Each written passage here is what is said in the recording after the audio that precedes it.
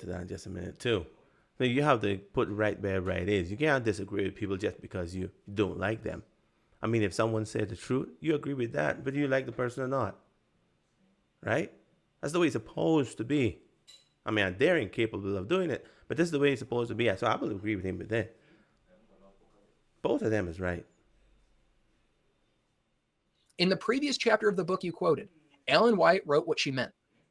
Quote, Seth was of more noble stature than Cain or Abel and resembled Adam more than any of his other sons. The descendants of Seth had separated themselves from the wicked descendants of Cain. They cherished the knowledge of God's will. And then he emphasizes, while the ungodly race of Cain had no respect for God and his sacred commandments. But when man multiplied upon the earth, the descendants of Seth saw that the daughters of the descendants of Cain were very beautiful, and they departed from God and displeased him by taking wives as they chose to the idolatrous race of Cain. Then he continues on to the next page. Again, his emphasis there. The descendants of Seth were called the sons of God. The descendants of Cain, the sons of men. As the sons of God mingled with the sons of men, they became corrupt, and by intermarriage with them, there's that unequally yoked, lost, through the influence of their wives, their peculiar holy character, and united with the sons of Cain in their idolatry. Many cast aside the fear of God and trampled upon his commandments. Close quote. Then he says, clearly the race mixing she was referring to was the ungodly race of Cain and the descendants of Seth. Did you consider this context?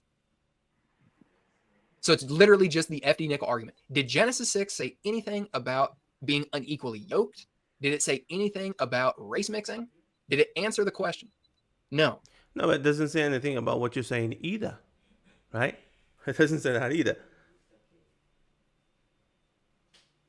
So you can't ask someone to prove something that you can't prove either. Common sense would tell you this is right. Who would the sons of God be? Because according, I don't know if this, but you're not Adventist no more, so I don't know. I have no idea what you believe. It might be all kind of nonsense. But usually, what people would think that these Nephilim, they were. How would you say this? They were other beings that God. No, I can't say that because people would say that they're angels. The Nephilim is angel. Have no idea what Myles believe, but I'll just give you the gist of it. What most people believe. Let's go that way. Most people believe that they were angels. I'm guessing fallen angels, or maybe they were holy angels that came down and saw the women, the sons of men, and say, "Oh my goodness, these women look beautiful. I think I'm going to put one in there." Tell me something. Were these angels having children? That's what I would like to know. Because according to like I said, I don't know if Myles believe this. I most likely believe this nonsense. If these angels was mingling with the sons of men, and that this would be all men, because at this point, I mean, Myles doesn't see any difference between the sons of Cain and the sons of Abel. Doesn't see any difference. Sons of Seth, sorry. He doesn't see any difference yet. It's the same thing. Sons of men. So sons of God would be angels, wouldn't be men. And sons of men, I guess the daughters of men would be, the human race. That's the most, usually what they believe is nonsense. So tell me something. Did the angel have children when God said the angel can't have children? Because if they are mingling, why are they mingling? Or they just putting one off? Right? Ain't nothing happening. Shooting blanks. Is that what was happening? And like the previous guy said, why did they continue to do it? Well, you don't have beautiful women anymore? The angel like, oh, they're all ugly now. You got to stop thinking about where did these people, the amalgamation come from? I mean, when they were mixing, right? Because he's confused with this. They were mixing Jesus. Ellen G. White says amalgamation, but we look in the dictionary and see exactly what amalgamation means. Because they started to define it for us. Yeah, they already had the blue. And the people that were using it this way, who cares how the people use it? How the dictionary defines it is what's important. No, but you see, she was using the dictionary. She didn't really understand what the word was. She was she was just using the everyday language of the people. But she used that word a lot of times. And we look at We look at some quote and see how she used it, what she meant. If she meant what they said she meant, because according to these, they're thinking that this amalgamation was that men was actually sleeping with animals. That's what she meant. See, you can't help these people. But I'm going to try to help you at least. This is just Ellen White having to be defended. So you're going to quote the proof text where she supposedly is just pulling proof text from the Bible and then just inserting a bunch of things. Yes, Jason, I've considered the context. I've read this book. Have you? I've talked with you before, and you've told me that you're not very versed on Ellen White. I've read thousands of pages of Ellen White. Have you? Have you? Because you're just using the F.D. Nickel argument, which ironically, in his final comment says, the first one to plead his case seems right until another comes and cross-examines him. Proverbs 18:17. How ironic, Jason. Good job in connecting two completely unrelated quotes. Again, missing the point of why I was quoting both of the things. I wasn't saying that both were talking about amalgamation. I was pointing to multiple things that talk about race mixing.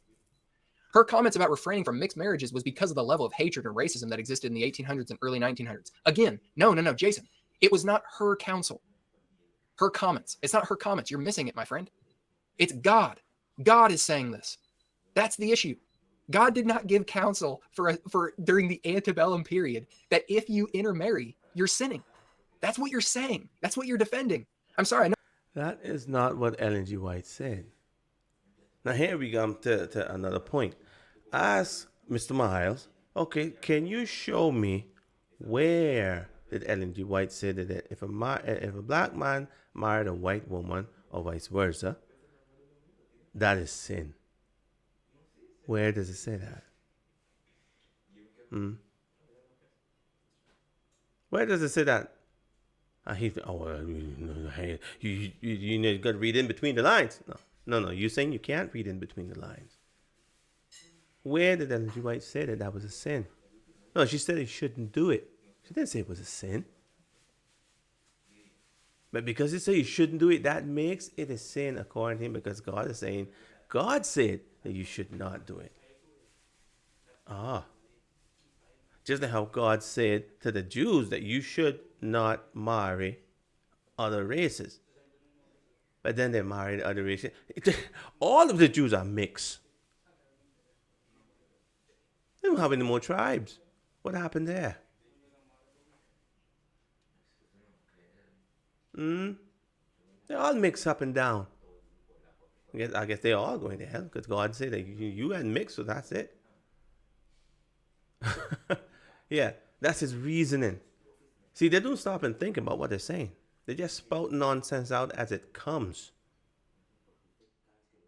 No, I'm getting worked up, but it's laughable. It's laughable that you have to defend this. It was wise counsel for the time. No, it wasn't just counsel. When God speaks, it is authoritative, Jason.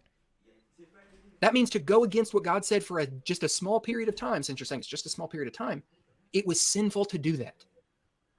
It was sinful to go against what God said. It's not just counsel like advice, like God said, well, I wouldn't recommend this like a financial accountant. This is God we're talking about, and this is supposedly coming from God, which was the point in my video, is that God did not give counsel that it was wrong to race mix during antebellum slavery, that it's sinful to do so. There's a book called Amalgamation by Francis D. Nickel, provided by the White Estate if anyone's interested in hearing the truth of this matter. Quote, prove all things, close quote. The irony. So we're going to talk about that tonight, and people are going to see. And Jason, we're going to take you up on your offer and prove all things. And you're right. The first one to plead his case seems right. The Adventist Church pled this first, not me, Jason. You're right. It does sound right. When you just go to F.D. Nickel, who, folks, do you think F.D. Nickel had any bias? He was sent out on a task to specifically deal with this problem. That's... Listen to that. What we should have done was get someone like Myles. Hey, Myles. Yeah, we need somebody to look into this. What do you go and give us your finding on it? Yeah, that makes a lot of sense. You that is against Adventism, you go see what you find on this. It take this dude 5 minutes. 5 minutes. Yeah, I got it. Yeah, you're all wrong. You're all going to hell. That's what we were supposed to do. We were supposed to get someone that's against the church to go and study this thing for us. Yeah, thank you. That makes a lot of sense. I should have thought about that. definitionally a bias. So we're supposed to go to F.D. Nickel, who was sent out on a goose hunt, on an egg hunt, to literally find a solution for a problem like they're notorious for doing, investigative judgment, you name it. They always have to pivot. It always has to be some malleable thing. So we're supposed to believe him, but don't believe the people who are analyzing, being critical, thinking, that doesn't sound right. Oh, yeah. Don't believe the non-Adventists. The non-Adventists, they're studying like crazy. They coming up with the Trinity. I mean, they study that like crazy. That makes a lot of sense.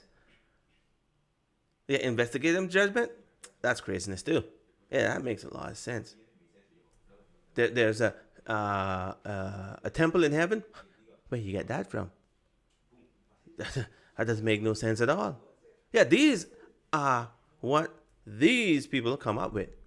That's their reasoning power. That's the extent of it. We should listen to them. We should listen to them.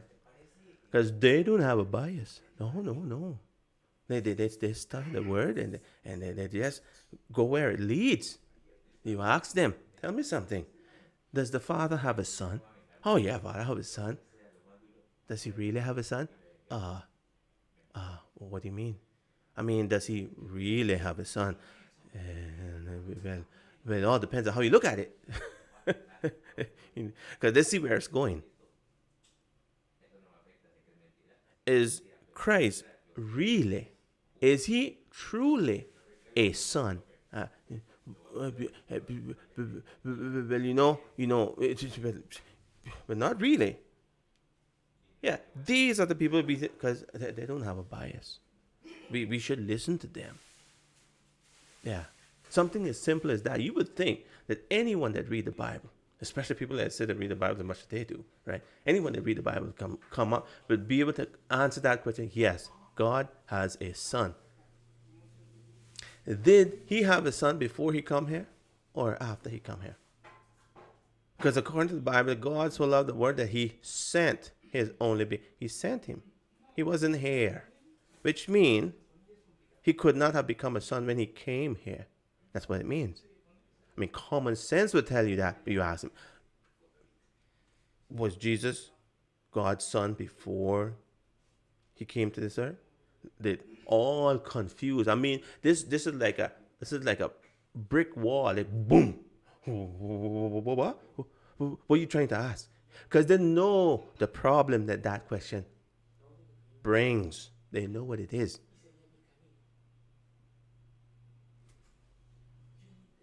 But they don't have a bias. Oh no, they don't have a bias. We should listen to what these people have to say.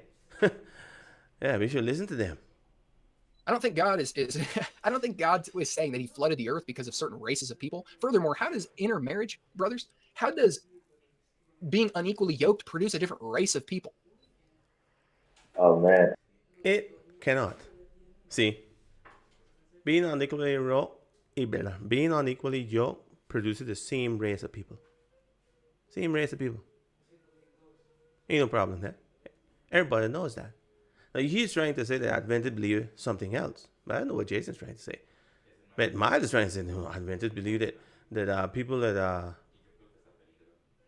are unequally yoked mean that we were with animals.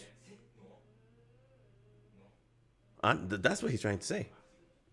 Now, unequally yoked, it means that they were getting married with king's daughters. That's what it means. See, that's where that common sense come in. They were getting married king's daughter. The sons of God, which is the son of Seth, was getting married to the king's daughter. Because you see, something very, very particular happened when people go out into sin. I mean, you get a Christian woman and you get a slut. Put them side by side. Put them side by side. And you see what's going to happen. Who is going to draw the attention? And you put them side by side. You see, it's a common sense. You can try. You can do this little what we call it, investigation, or this little what's the word I'm looking for? You can try this at any time. Let's go and try it. This little, have mercy. I can't find this word. Anyways, you know what I'm trying to say. Go to try that. At any time, anytime you like, you just go to put two together, and then you see where your eye is going to go. The sons of God was looking at the sons of Cain. How do you think they were dressed? Do you think they were dressed modestly? Do you think that what was going on? No, sin doesn't go that way. It has always been, from the time it began, the same way. Sin is what's the word? Sin is seductive. That's what it is. That's what it is. Sin is seductive. This is why the sons of God was looking at the sons of man, sons of Cain, and they wanted them. Because they were being seduced. It has always been that way. The same thing happened when God took his children out of Egypt. Right? What happened? Say, if you want to get them to sin, go ahead and throw your women out there. And they was all like horses, right? Going straight forward, ain't looking to the right or to the left. But when that woman started, got their attention.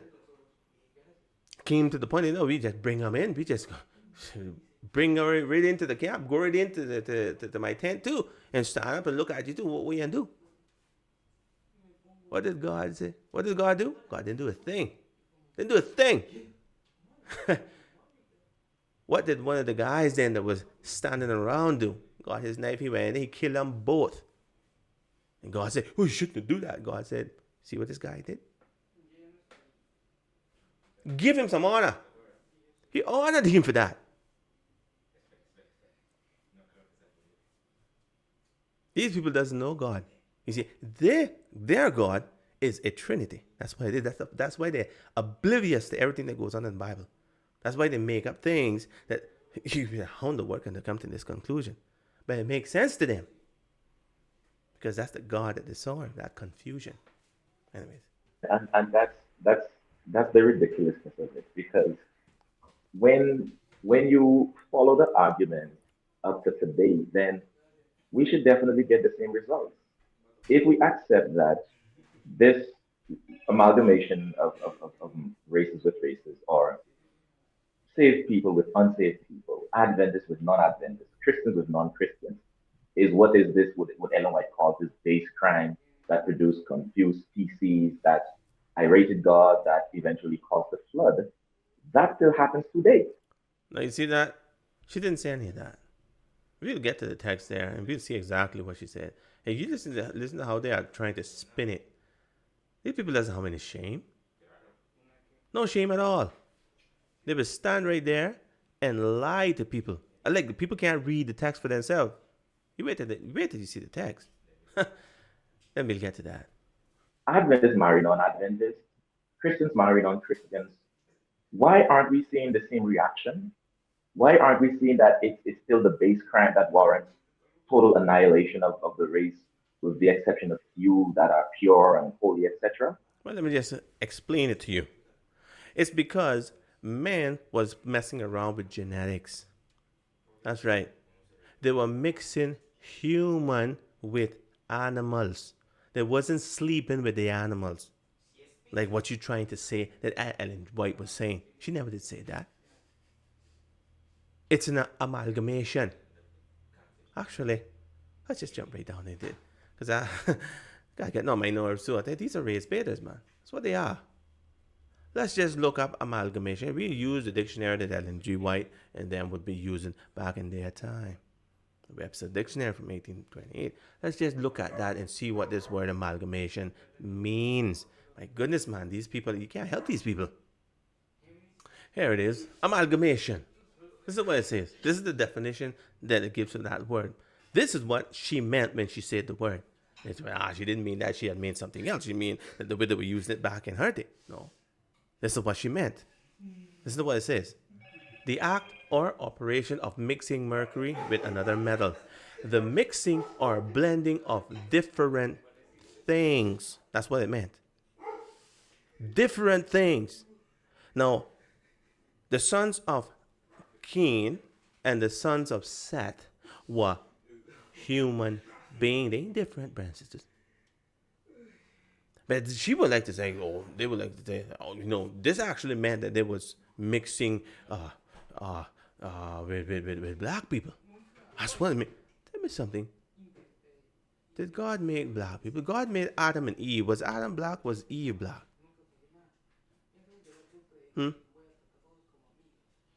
Which one of them was black? We got black people today. It was none in the beginning. Where did black people come from? How did they get here? You see, it's in the gene. See, Adam wasn't white and he wasn't black. Neither was Eve. They were a rosy color. It's the color of their words. That color can give you all the other colors that exist today. That's how it's happened. It's genes. It can happen. Now, he would like to say, okay, it was because the sons of God was amalgamating, because at this point, black people was animal according to them. That's what they're trying to say that Ellen G. White was saying. Black people was animals. And the mixing was in between man and animal. And black people was some type of humanoid or I have no idea what they want to say that. He never did say it. What exactly black people was back then. So but according to what they're saying, black people was human beings. Black people was animals. That's what they're saying that Ellen G. White is saying. She ain't saying that. It's a mixing of two different things. Not two same things. Human being and another human being are the same. They're not different. The amalgamation that she's talking about here is that they were getting human genes and putting it into animals. They wasn't having intercourse with the animals. People does that today. They're doing it today. Let's look at some other definitions so you think I'm making something up. Amalgamated, mixing with quicker silver blended. Mixing with quicker silver with another metal or compounding. Amalgamate, to mix or unite in an amalgam, to blend. Amalgamate, to mix quicksilver with another metal. Gregory uses amalgamize, to mix different things, to mix a compound, to unite. This is basically uniting two things that should not be, or better said, are not united naturally. Someone has to actually do it. It's not natural. Amalgamation is not something that's natural. Amalgam. Its usual derivation is certainly erroneous. A mixture of mercury or quicksilver with another metal. Any metallic alloy of which mercury forms an essential constituent part. A mixture or compound of different things. How about amalgam? I think we got amalgam here. I thought I saw that there. I just read it. All right, so you see, that is what amalgamation mean when Ellen G. White said it. But they're saying, no, that doesn't mean, that mean intercourse. That doesn't mean intercourse. First of all, we're two different things. They're not the same thing that's being united there. It's not something that can unite naturally. These people was messing around with genes. That's what they were doing. The same thing that we're doing today. Let me just show you something else here. Let me pull something over here. I mean, these people, they are beyond. Common sense is void in these people. Common sense is void in these people. Let me just show you something here. Here's something I found. Something I found here I think might be want to look at. The Chinese scientists at the Shanghai, the second medical university in 2003, successfully fused human cells with rabbit eggs. The embryo were reportedly the first human animal chimeras successfully created. In Minnesota last year, this is a little while back, in Minnesota last year, your researchers at the Mayo Clinic created pigs with human blood flowing through their veins. Huh? What? Yeah, pigs with human blood flowing through their babies. This is not something that is done now. This is what you call amalgamation. It's the uniting of two things that should not and does not mix. But if you do it in this way, you're finding a way to mix two things or make two things coexist that naturally does not. This doesn't happen naturally. So you have to do this. These people didn't sit down and have sex with these pigs, and then all of a sudden the pigs had human blood. That's not what happened. This is what amalgamation is. This is what she was talking about. This is the definition of the word. How about this one? Westman has already created mice with brains that are about 1% human. Oh, how about this? Later this year, he may conduct another experiment where the mice have 100% human brains. Now, what do you think would happen if a mice can think like a human? Because if he have 100% human brains, obviously it's a lot smaller. But he has the same brain, according to this study. This would be done, he said, by injecting human. No, where it's coming from? Human. It's not something that's just, he just sit down in a laboratory and he design a human brain. No, it's coming from human. Human neurons into the brain of embryonic mice. And that would actually give them a human brain, according to that dog. This is the experiment that's being done today, but that was back then. Who knows what they're doing today? This is what amalgamation means. This is what she was talking about.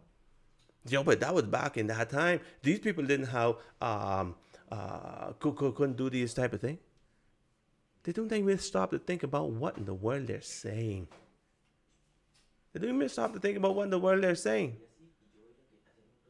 Adam, do you think Adam was smarter than us or dumber than us? Do you think his eyes was better than ours or worse than ours? Now, when God made him, brothers and sisters, God said he was very good. Not just good, very good. That's a term that God gave for Adam when he finished with him. And we want to sit down there, oh, they were a bunch of KO people. But I'm pretty sure Myles doesn't think that. But who knows, right? He got far gone. Who knows what he thinks? But anyway, hopefully he doesn't think that.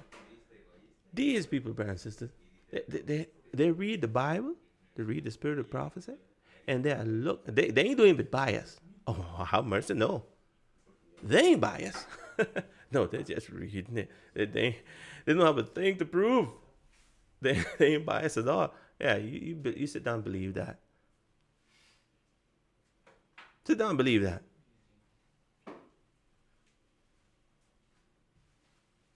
Ellen G. White meant exactly what she said. When she said amalgamation, that's what she meant. Amalgamation. It wasn't no intercourse with an animal. She meant amalgamation.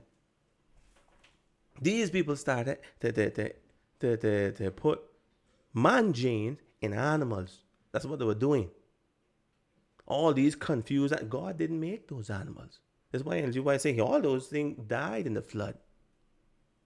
All those things. These people know how to do this. And the sons of Noah also knew how to do it. That's why Ellen G. White, and they most likely did it again. Ellen G. White says they did it again after the flood. Now tell me something.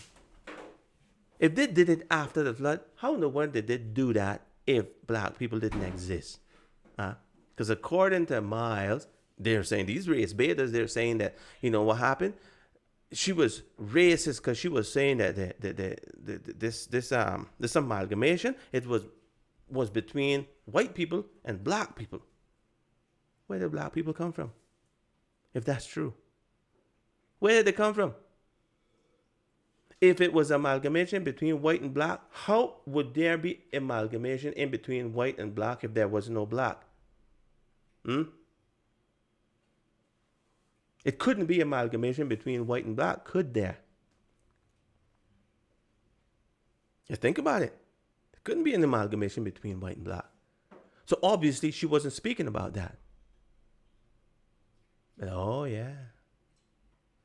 These people made things, brothers and sisters, that look like human.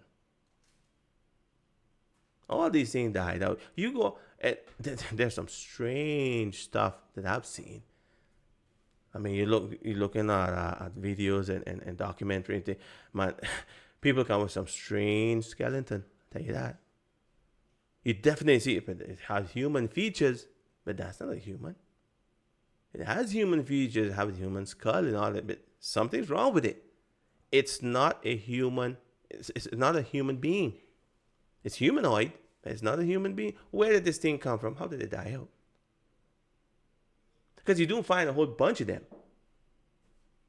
You don't find a whole bunch of them. But you do find them. How did these things die out?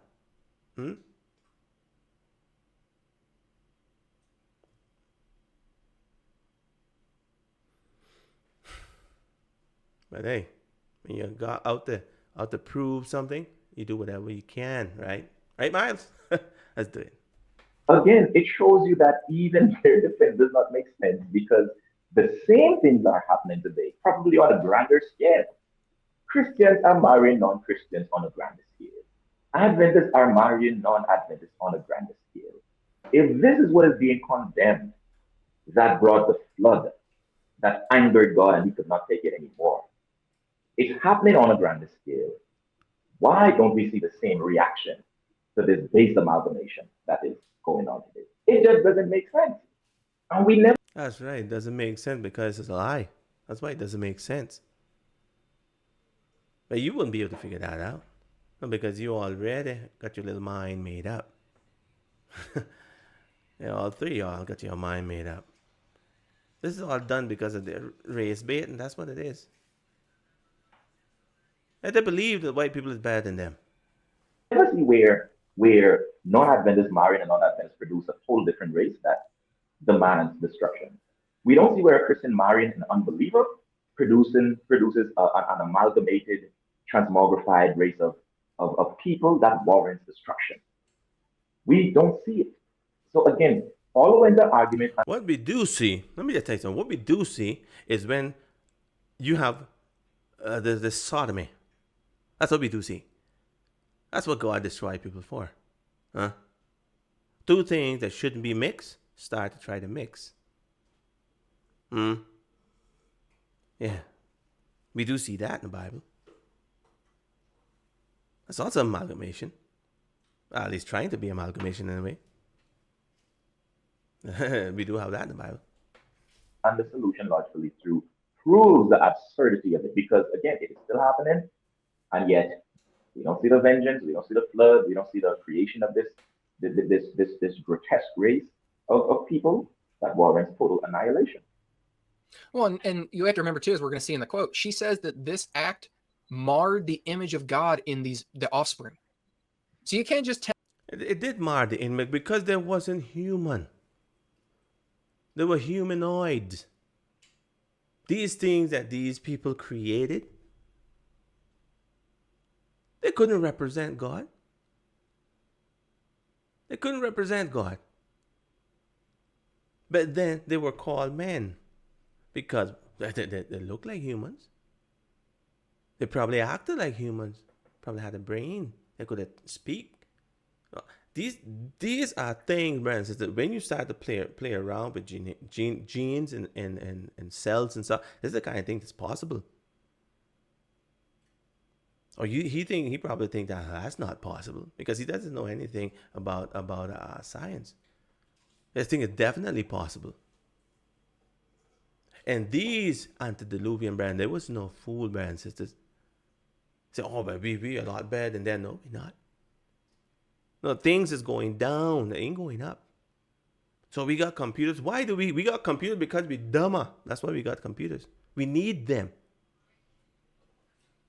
Because we cannot keep up with those. Those people didn't need computers.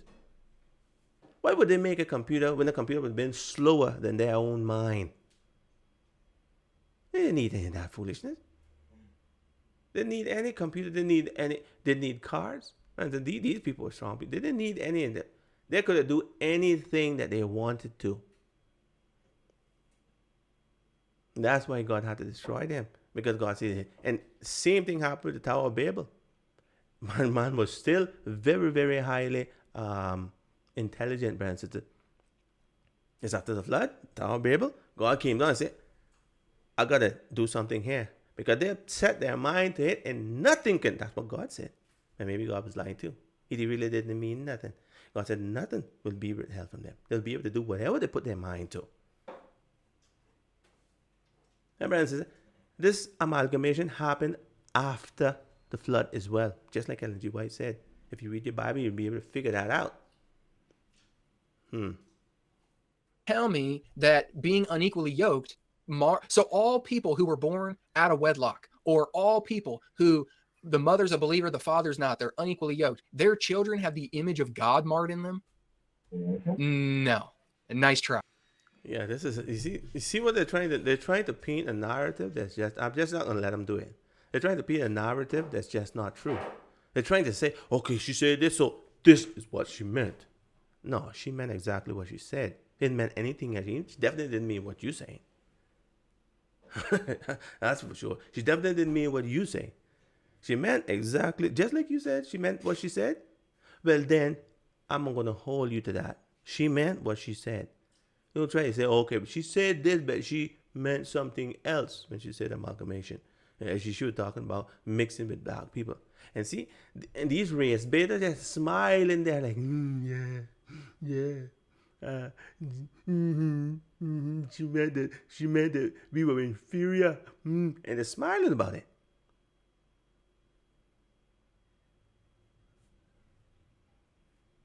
People still in slavery. You ain't get out of there yet. Because slavery is in the mind. See, they're not in it physically, but they're in it mentally. They can't get away from it. Everything to these people is hinged around slavery. You look at them funny, oh, you're racist. You glance, oh, you're racist. If you don't look, oh, he's thinking about me, he's racist. Everything's racist to these people. You're a bunch of race baiters, that's what they are. Nice try. Then we got this here, folks, which this was on a different video. But I thought, this is perfect to conjoin onto this. And before I get to it, no, Adventists, I'm not saying that all Seventh-day Adventists are like this. No, I'm not saying that this guy is a spokesperson for Seventh-day Adventism. But what he says here is consistent with what Ellen White was claiming. That's why I want to show this. And I want people to... I'm glad you put that out there. Yeah. Let's see how you're going to try to prove the opposite now. See the sort of vile and filth that this sort of thinking and sort of thing can produce.